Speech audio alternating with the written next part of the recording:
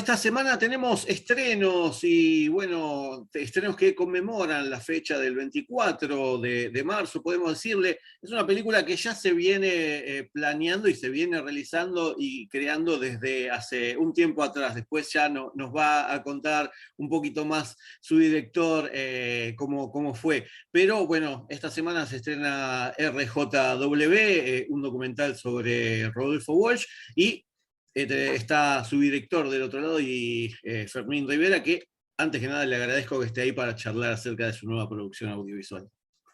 No, por favor, gracias a vos, Pablo, por difundir este documental bueno, que es nuevo, que se estrena ahora y que está muy difícil para estrenar, para cualquier película y para los documentales un poquito más, ¿no? Bien, primero y principal te quería comentar, te quería preguntar, ¿cómo fue la génesis? ¿Cuál fue la semilla para poder, que nació en vos para poder tener esta película ahora, esta semana, en nuestras pantallas? Bueno, un poco es ser admirador de la obra de Rodolfo Walsh. Un poco admirar la figura también de Rodolfo. Y la película tiene un recorte particular porque va hasta Operación Masacre, ¿no? Eso fue algo también que me interesó mucho y que le interesó mucho a Patricia Walsh, a la hija de Rodolfo, que participa del documental. Y bueno, la idea tenía que ver con eso, con ir a contar un Walsh no tan conocido, ¿no? Un Walsh el cual no es el escritor ya formado o el militante ya también con todo las ideas tan claras, sino que es, bueno, un poco cómo se fue formando, cómo se fue gestando, es un poquito ir al origen de él, a este escritor bueno, que empezó siendo traductor, que después escribió policiales, que no le gustaban los policiales que había escrito, que se llamó a silencio porque tenía una novia que escribía, que consideraba que escribía mucho mejor que él. Bueno, muchas cosas muy, muy interesantes sobre Rodolfo que no son para nada conocidas o no son tan conocidas. Y nombraste ahí a Patricia, parte de los testimonios. ¿Cómo fue encaminar los testimonios? ¿Cómo fue cada una de las entrevistas? No cada una, sino cómo fue hilvanar a quienes están y nos cuentan un poco más acerca de Rodolfo. Bueno, fue complicado y fácil a la vez, qué sé yo. Como yo ya tenía más o menos bastante pensado lo que necesitaba, es decir, hay como, no sé, especialistas en alguna etapa puntual o específica de Rodolfo, y entonces, bueno, eso un poco lo tenía pensado. Primero que nada hablé con Patricia, tuvimos muchos encuentros que me sirvieron un montón. Después Patricia me sugirió a Silvia Dowe, que yo no la conocía y que creo que es un gran aporte al documental. Silvia tiene un libro que se llama El Criptógrafo, ella vive en Brasil y igualmente pude hacerle una entrevista acá. Después, bueno, Ricardo Baschetti habla más de la parte vinculada con la política y toda esa etapa de Rodolfo. Juan Forn hace un análisis de la obra y de la personalidad de Rodolfo que es muy interesante, y de Operación Masacre también habla, y bueno, y así viste, se va armando. Juan José Delany, habla de su origen irlandés, de parte del FAGI, que era el internado que él va a los 10 años, y de otra cosa muy interesante que tiene que ver con la influencia del irlandés gaélico en la obra de Rodolfo. Bien, eso es mucho de lo que vamos a conocer. Quienes no conocen, no conocíamos varias de las cosas que se ven en el documental y que nos contás vos, Fermín, es parte de, como decís vos, conocimiento literario, periodístico de Rodolfo en este caso, y creo que ahí también hay un poco de, no sé si fanatismo, pero sí de gusto por este personaje histórico argentino, ¿no? También. Sí, sí, sí, yo soy, no, no sé si no soy fanático, pero sí, me gusta mucho, valoro mucho toda su literatura, sus cuentos, los disfruto mucho. Siempre hay un relato muy contundente, muy bien armado, muy bien construido, hasta sus notas periodísticas más banales, si se quiere, también tienen esta característica. Y eso por un lado, después por otro lado, nada, todos esos vaivenes que tuvo, ¿no? Con la escritura, con la economía, con su formación, con tener que dos hijas, trabajar y alimentar a dos hijas cuando no tenía mayores posibilidades económicas. Y además un Walsh que vos lo ves, lo lees, cuando ya igual es un escritor muy reconocido, que no se la cree nunca, ¿no? Que nunca se la cree, que siempre es crítico consigo mismo y que también le molesta por ahí a algunos escritores o intelectuales que se sienten que están arriba de un pedestal. Entonces, bueno, todos esos condimentos a mí me hicieron, bueno, soy documentalista, entonces, bueno, uní dos piezas que estaban sueltas y bueno, acá está, el resultado es el RJW que se estrena el martes. Se estrena también por Cinear Play, se estrena en espacios Inca del interior del país. Ujú. Así que bueno, estamos contentos y con mucha expectativa, ¿no? Bien, ahí estábamos contando un poco acerca de cómo fue esta creación, que tiene bastante y tiene poco material de archivo, porque algunos fueron, que podemos ver, reconstrucciones de algunos pasajes de su vida, y hay poco al parecer, porque me imagino que debes haber investigado y mucho antes de esta realización, cómo fue encontrarse y no encontrarse con materiales de archivo de la vida en sí de Rodolfo. Y bueno, sí, es un poco como, por ahí lo planteas vos, ¿no? Es como una unidad de opuestos, ¿no?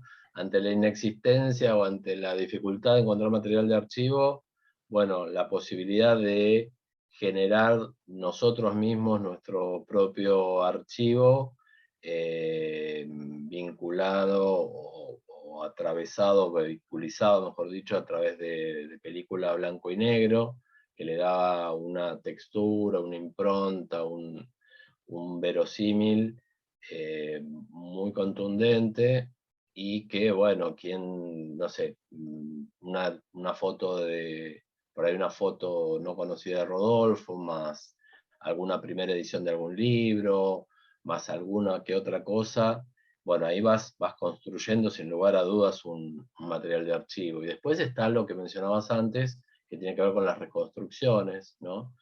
Con las recreaciones de algunas de los textos de Rodolfo, que en algunos casos son más autobiográficos y en otros casos no tanto, pero que tienen que ver indudablemente con su vida.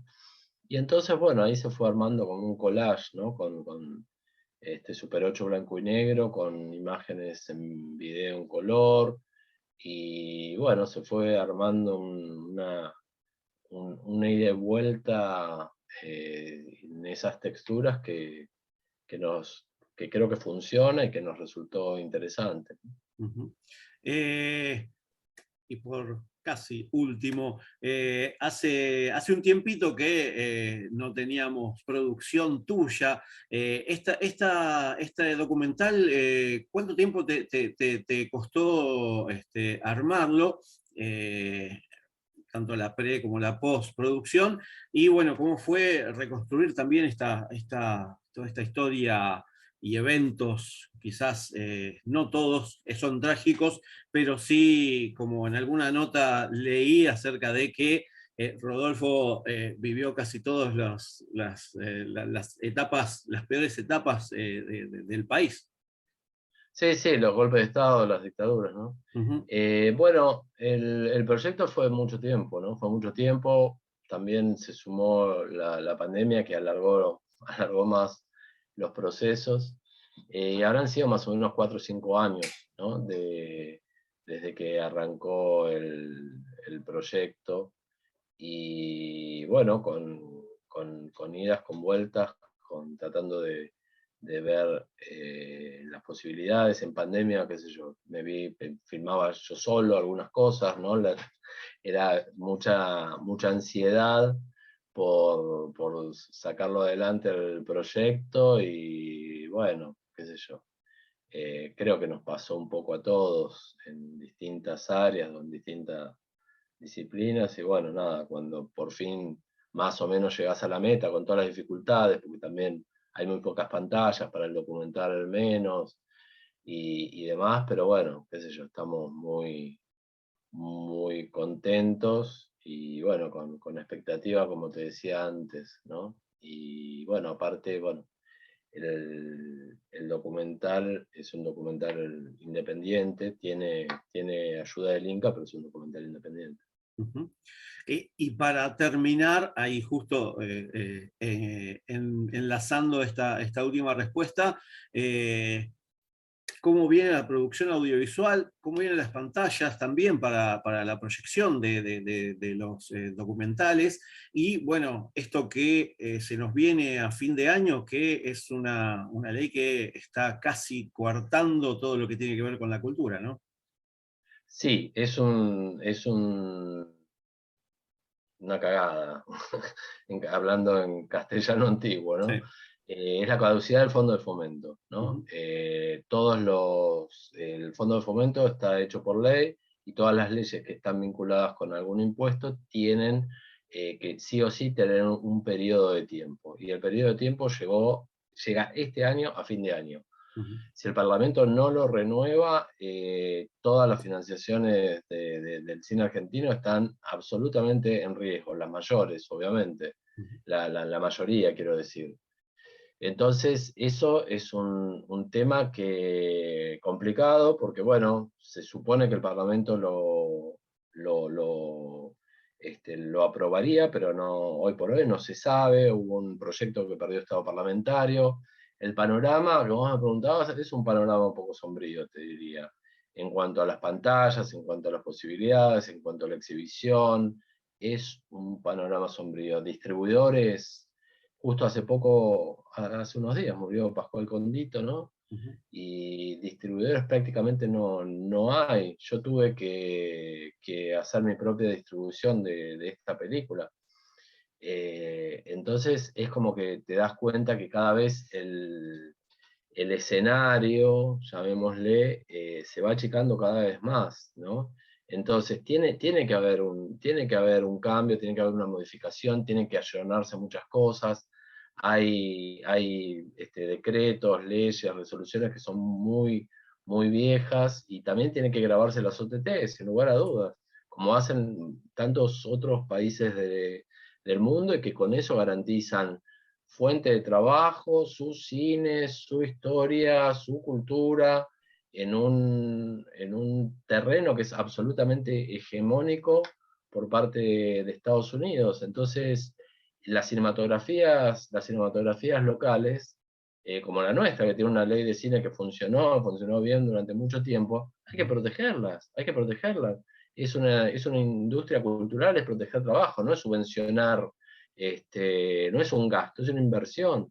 Todo eso vuelve de muchas formas, yendo a lo estrictamente economicista, si querés, pero yendo a la cultura es mucho más que eso, es una forma de vernos a nosotros mismos, de reflexionar sobre por ahí, no sé, Rodolfo Walsh, de cosas que no eran conocidas, y viste, si no, te viene como una cosa, un enlatado, formateado y seteado de afuera que no nos sirve, ¿no? Ujú. Bueno, hay películas norteamericanas que son bárbaras, buenísimas, pero bueno, no tiene que ser lo único y tenemos que convivir, también tenemos que contar nuestras propias historias.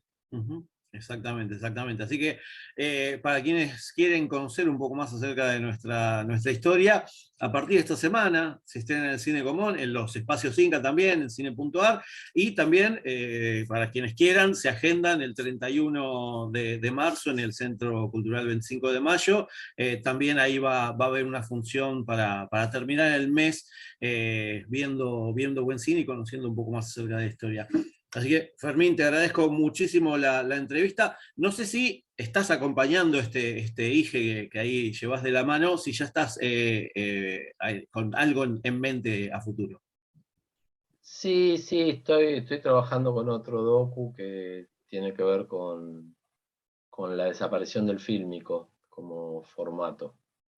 Por eso también un poco, viste, los proyectos se cruzan un poco todo esto de trabajar en fílmico en este proyecto de Rodolfo. También está un poco cruzado con otro proyecto que va a venir más adelante. Bien, todo se conecta, algunas cosas activan otras, así que vamos a esperar, Sí. vamos a esperar. Así que bueno, Fermín, te agradezco muchísimo la entrevista y mucha suerte para el estreno esta semana. Bueno, no, Pablo, gracias a vos y bueno, recordar que justo no es casual que es el 24 de marzo el estreno, es el Día Nacional de la Memoria, la Verdad y la Justicia, el aniversario de Rodolfo es al día siguiente, el 25, 45 años de su desaparición, y bueno, estas cosas hay que tenerlas también siempre presentes, ¿no? Bueno, Fermín, muchísimas gracias. No, gracias a vos, nos vemos. Chau, chau.